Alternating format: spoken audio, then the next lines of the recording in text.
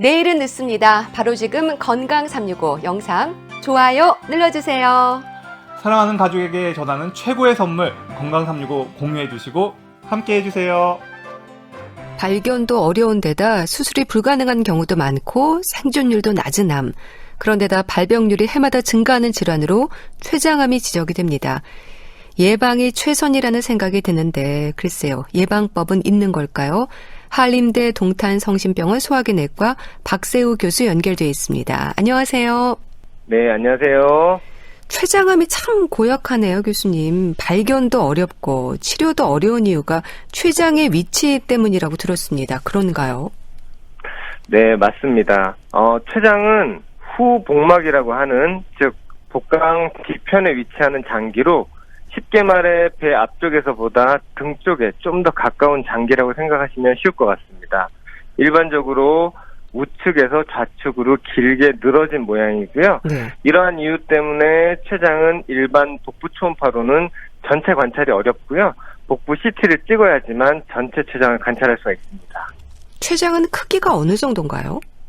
예, 앞서 말씀드린 것처럼 췌장은 우측에서 좌측으로 길게 늘어진 모양으로 크기는 좌우로 약 15cm 내외, 무게는 70g 정도로 흔히 우리가 접하는 컴퓨터 마우스 무게 정도라고 생각하시면 될 것 같습니다. 네.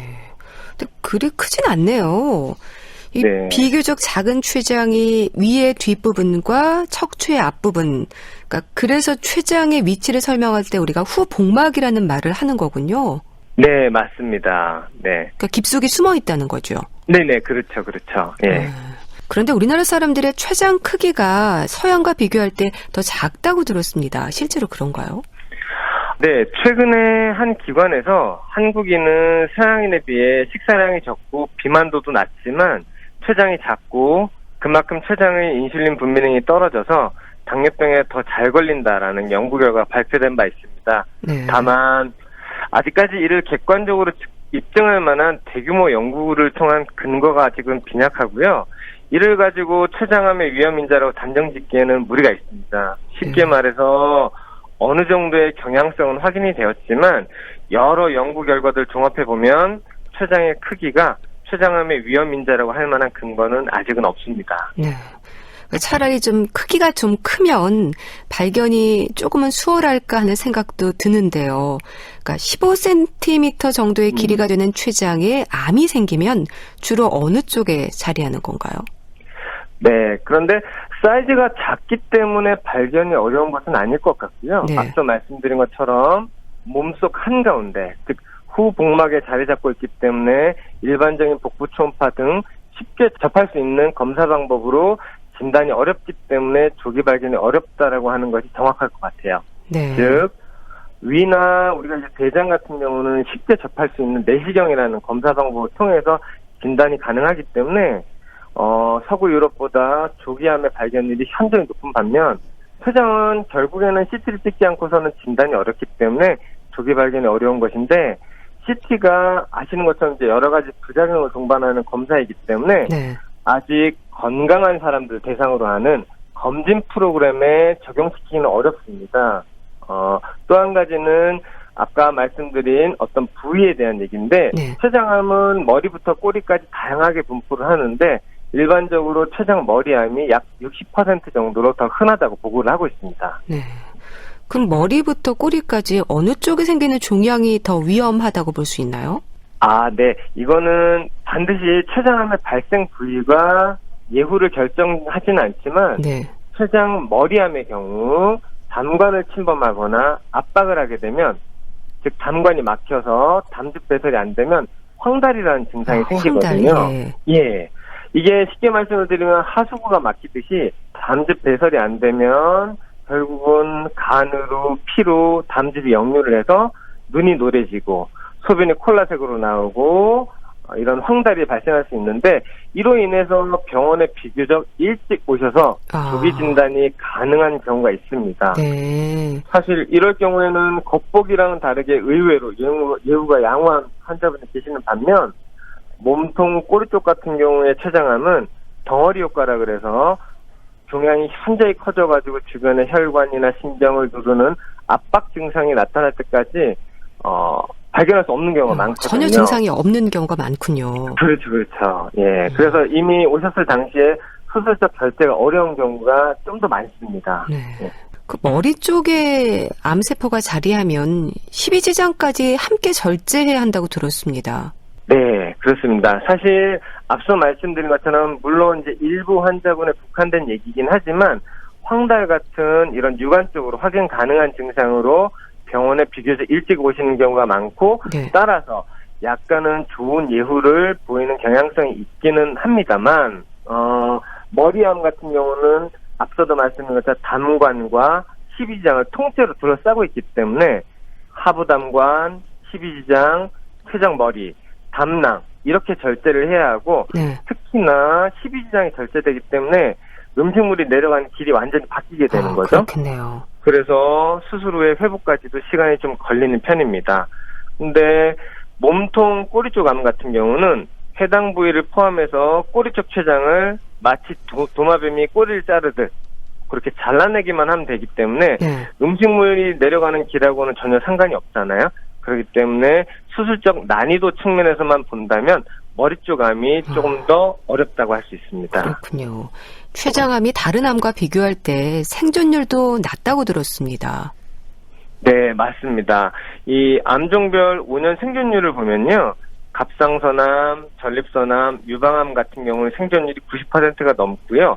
간암이나 담낭암 같은 경우도 20%가 넘습니다. 네. 근데 이에 반해 췌장암 같은 경우는 여전히 12.2%밖에 되지 않는데요. 이게 일례로 1993년부터 95년 생존율이 10.6%였거든요. 근데 2013년, 17년 데이터가 12.2%로 눈에 띄는 향상이 없습니다. 네. 그 생존율은 낮고 발병률은 높아지고 해마다 췌장암이 증가하는 가장 큰 이유는 뭔가요? 여러 가지가 아마 복합적으로 작용을 했겠지만 예전하고 비교하면 어떤 진단 기술의 비약적 발전이 가장 큰 기여를 하지 않았을까 추정해 봅니다. 네. 실제로 조기 진단이 어렵기는 하지만 그럼에도 불구하고 초음파에서 췌장암 관련 소견들을 일부 관찰할 수 있고 종양 표지자 같은 혈액 검사로도 소수 환자들이 발견되는 것이 전체 발생률 증가에 기여하지 않았을까 생각합니다. 네. 이외에도 명백한 근거는 없지만 서구화된 식습관 등이 영향을 미쳤을 것으로 생각을 합니다. 네. 당뇨병도 췌장암과 관련이 있습니까? 네, 명백한 관련이 있는데요. 네. 우리가 흔히 닭이 먼저냐, 달걀이 먼저냐 하는 얘기랑 똑같은 상황인데요. 네. 당뇨가 오래되면 췌장암이 발생할 위험도가 높아지는 것도 사실이고요. 췌장암이 발생하면 당뇨가 생기거나 갑작스럽게 조절이 안 되는 것도 사실입니다. 네. 그 당뇨병이 좀 오래일수록 췌장암의 위험도 신경을 써야겠네요.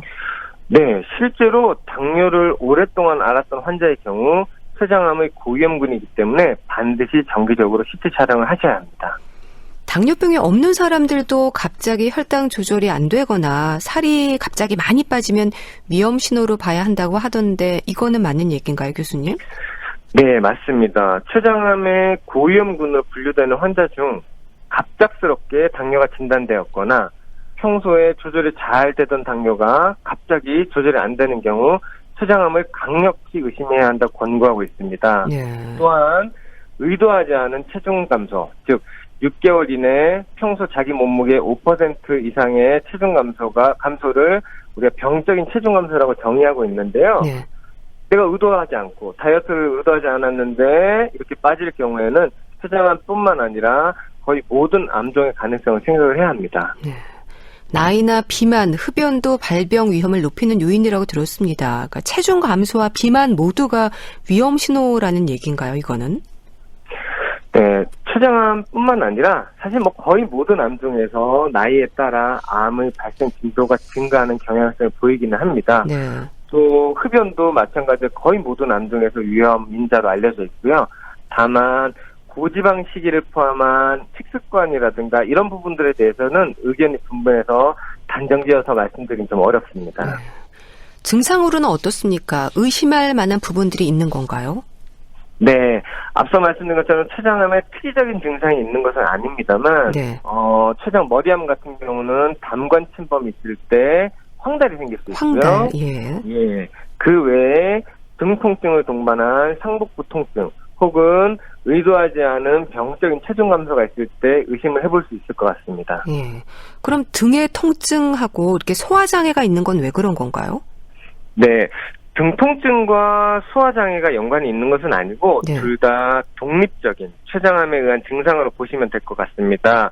췌장의 중요한 기능 중 하나가 외분비 기능, 즉 소화효소를 분비하는 기능이 있는데 이러한 소화효소 분비에 장애가 생기면 소화불량이 나타날 수 있습니다. 또한 췌장암 주변의 신경이나 혈관의 압박이나 네. 침범에 의해서 등 통증이 나타날 수도 있고요. 황달이 일단 뭐 큰 증상이라고 하셨는데, 근데 변도 기름 섞인 변을 보는 경우가 많다고 들었습니다. 네, 이 지방변 같은 경우는요, 췌장암에 의한 직접적인 증상은 아니고 외분비 기능, 즉 앞서 말씀드린 소화효소 분비 기능이 정상보다 약 20%에서 30% 미만으로 감소했을 때 나타날 수 있습니다. 네. 소화효소 중에서 지방을 분해하는 효소가 있는데 이게 분비가 안 되니까 지방이 소화 및 흡수가 되지 않고 배변으로 바로 배출되기 때문에 지방변이 나타날 수 있습니다. 네. 모든 분들이 그런 건 아닌 거고요. 그렇죠. 예. 예. 실제로 기능이 한 20% 30% 미만으로 떨어졌을 때 나타난 증상이라고 생각하시면 될 것 같습니다. 네. 근데 췌장암의 증상으로 지적되는 대부분의 증상들이 이렇게 단순한 소화장애로 여기게 되지 않을까 싶어요. 그래서 진단이 좀 어렵지 않을까 싶기도 한데요. 네, 실제로 소화불량으로 알고 임의로 이렇게 소화제만 드시다가 네. 많이 진행된 상태로 오시는 분들도 흔합니다. 또한 위내시경이라든가 복부 초음파 같은 검사를 받고서도 네. 췌장암을 발견하지 못하는 경우도 종종 있습니다. 그런데 우리가 이제 췌장암에 의한 소화불량이 일반적인 위장관 기능 이상의 하나인 소화불량과 다른 점은 소화제 등 위장약에 잘 반응하지 않고 오래 지속된다는 것입니다. 그러니까 소화제를 먹어도 효과가 없는 거네요? 그렇죠. 예. 오랫동안 계속 증상이 지속되고 그렇기 때문에 위장약을 단기간 복약을 하였음에도 증상에 호전이 없다면 반드시 의심을 해보는 것을 추천드립니다. 네. 췌장암의 치료, 수술인 거죠. 근데 수술이 불가능한 경우도 많다고 들었습니다. 그러니까 항암 치료부터 이럴 때는 진행하게 되는 건가요? 네, 췌장암의 근본적인 치료는 수술입니다. 다만 진단 당시에 수술적 결제가 가능한 경우가 20%, 즉 5분이 오시면 1분밖에는 수술이 안 되거든요. 나머지 4분은 지금 당장 수술이 안 된다는 겁니다. 많이 진행이 됐다는 얘기인가요? 그렇죠. 예. 경우에 따라서 좀 다르긴 하는데 이런 환자분들을 과거에는 우리가 고직적 항암치료, 즉 할 게 없으니까 항암치료만 시행을 했지만 요즘에는 이런 분들도 국소 진행형 췌장암, 즉 멀리 퍼진 원격 전이는 없고 그 주변만 중혈관이라든가 이런 것들만 침범해가지고 지금 당장 수술은 안 되는데 좀 아까운 이런 환자분들을 우리가 먼저 항암 치료를 하고 나서 그래서 췌장암의 크기를 줄인 다음 혈관하고 떨어뜨려서 수술을 진행하는 방법이 많이 시행되고 있습니다. 네. 그럼 수술이 가능한 비교적 초기에 발견되는 경우가 어느 정도인가요? 적은가요? 많은가요? 네, 앞서 말씀드린 것처럼 20%, 즉 5분 중에 1분만 진단 당시에 수술적 절제가 가능하고 나머지 4분은 수술이 지금 당장은 어려운 분들입니다. 네. 이런 분들은 그럼 주로 어떤 계기로 알게 되는지도 궁금합니다. 네. 여러 가지 증상으로 사실 오실 수 있지만, 대부분의 증상이 황달같이 오거나, 복통, 체중 감소, 이런 증상들로 많이 오시기도 하는데요. 실제 황달로 오셔서 지금 당장 수술이 안 되는데, 항암치료를 받고, 암의 크기를 줄인 다음에 수술적 절제를 받고, 다시 항암치료를 받고, 현재 3년째 재발 없이 지내고 계신 분도 계십니다. 예. 복통이라고 한다면 어떤 식의 통증인가요? 일반적으로 암성 통증은요, 즉 암에 의한 통증은 지속적인 통증입니다. 네. 즉 아팠다 안 아팠다 이럴 수가 없고요. 보통은 지속적이고 진통제에 잘 반응하지 않고요. 때때로는 밤에 좀 악화되는 경향을 보일 수도 있습니다. 예. 그 등의 통증이라고 한다면 등의 어느 부위에 통증이 좀 옵니까? 보통은 췌장 레벨이 되겠는데요. 즉 우리가 상복부 명치 부위라고 하는 그 부위에서부터 해서 높이로서부터 이렇게 삥 둘러서 있는 등을 등통증이라고 하시면 될 것 같습니다. 네. 근데 어떻습니까? 절망적으로 인식되는 췌장암이 여전히 희망적이라고는 할 수 없는 건가요, 교수님? 네. 사실 2010년 들어서요. 췌장암에 대한 항암요법이 비약적인 발전을 이루었습니다. 네. 물론 사실 이렇게 외부에서 바라보았을 때는 그 정도의 생존율 향상에 무슨 큰 의미가 있느냐라고 하겠지만 실제로 굉장히 반응이 좋은 췌장암 항암요법들이 많이 개발이 됐고요. 네. 실제로 원격 전이, 즉 멀리 퍼져서 수술이 안 되는 분들 같은 경우도 생존 기간이 상당히 늘어났다는 것을 우리 국내 연구진이나 임상 의사들도 많이 느끼고 있습니다. 다행이네요. 다른 암과 비교할 때는 5년 생존율이 낮지만 췌장암으로 볼 때는 생존율이 조금씩 높아지고 있는 건가요, 그럼? 예, 아직 마지막 데이터가 2017년도 데이터이기 때문에요. 네. 아직 이런 새로 개발된 이런 항암요법들이 사실 국내에 도입된 지가 많이 되진 않았거든요. 그래서 아마 다음 데이터가 나올 때는 의미 있는 향상이 있지 않을까 조심스럽게 예측해 볼 수 있을 것 같습니다. 네. 복부 초음파 가지고는 잘 발견이 안 되고 그렇다고 매번 복부 CT를 찍을 수는 없는 거고요. 예방을 위한 조언이랄까요? 어떻게 좀 조심을 하면 될까요? 네, 일단 췌장암을 예방하기 위해서는 위험인자를 없애야 하는데요. 가장 중요한 것이 금주 그리고 금연이 되겠습니다. 네. 앞서 말씀드린 고위험군 환자, 즉 만성 췌장암이나 오랜 기간 당뇨를 앓았거나 직계가족 중에 췌장암의 가족력이 있는 환자 같은 경우는 반드시 정기적인 CT 검사를 추천하고 있습니다. 네. 그러니까 만성 췌장염 환자들의 경우에는 특히 더 세심한 관리가 필요한데 이거는 암으로 발전할 수 있다는 얘기인가요? 네, 그렇습니다. 이 만성 췌장염 환자들 같은 경우는 췌장암의 발생 위험도가 8배 정도 증가한다고 알려져 있습니다. 8배나요? 예. 사실 굉장히 높은 비율인데요. 예. 그렇기 때문에 만성 췌장염의 가장 흔한 원인인 술을 절대 멀리 하셔야 됩니다. 담배도 만성 췌장염의 악화에 중요한 위험인자이기 때문에 금주뿐만 아니라 반드시 금연을 해야겠습니다. 네. 췌장암 수술을 하고 관리 중에 있는 분들에게는 어떤 조언을 하고 싶으세요? 네, 사실 제가 제 환자분들에게도 늘 드리는 말씀인데요. 이 췌장암 같은 경우는 다른 암종에 비해 아직 치료적 성과가 미미하지만 그럼에도 불구하고 좋은 항암제들이 속속 보고되고 있습니다. 네. 이러한 항암 치료 그리고 수술 사실 굉장히 힘든 과정인데 그럼에도 불구하고 이런 힘든 과정을 잘 이겨내려는 노력이 중요할 것 같습니다. 특히나 현재 췌장암 분야의 국내 연구진의 연구 성과는 거의 세계 최고라고 제가 할 수 있을 것 같거든요. 네. 그렇기 때문에 의료진을 믿고 긍정적인 마인드로 잘 드시고 잘 이겨내려 노력하시다 보면 아마 좋은 결과가 있을 것으로 믿어 의심치 않습니다. 네. 자, 라디오 진료실 오늘은 췌장암에 대해서 알아봤는데요. 한림대 동탄성심병원 소화기내과 박세호 교수와 함께했습니다. 말씀 잘 들었습니다. 감사합니다. 네, 감사합니다.